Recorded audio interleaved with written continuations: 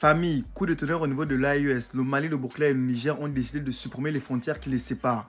Vous savez que les colons sont arrivés, ils ont dessiné des frontières en Afrique. Les pays comme le Gabon, le Cameroun, tous ces pays-là qui ont des frontières, là, ce n'est pas des frontières qui ont été placées par nous-mêmes, mais c'était placé par le colon. Donc le Mali, le Burkina et le Niger ont décidé de supprimer les frontières qui les séparent afin qu'il y ait une communication, un libre-échange entre les pays. Famille.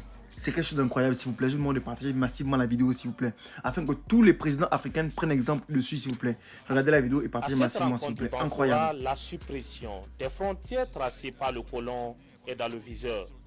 Les régions d'Etanoua au Burkina Faso et de Sikasso au Mali partagent plusieurs réalités, mais les barrières empêchent les populations de mieux s'épanouir et de participer de façon efficace au développement des localités concernées.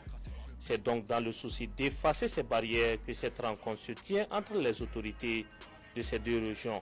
La frontière héritée, cette limite héritée du colonisateur, nous pose des problèmes.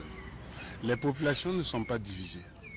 C'est seulement le colonisateur qui a mis une limite quelque part qu'on appelle frontière.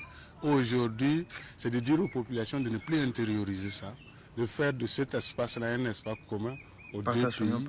Et c'est la dynamique de nos plus hautes autorités, les trois chefs d'État de l'Alliance des États du Sahel, c'est de faire en sorte que dans cet espace-là, il n'y ait plus ce que vous appelez la barrière qu'on appelle frontière. Et ce sont ces représentants des deux États dans ces deux régions qui doivent d'abord s'approprier ce concept avant de le vulgariser aux populations. Pour cela, plusieurs thèmes ont été décortiqués à cet atelier.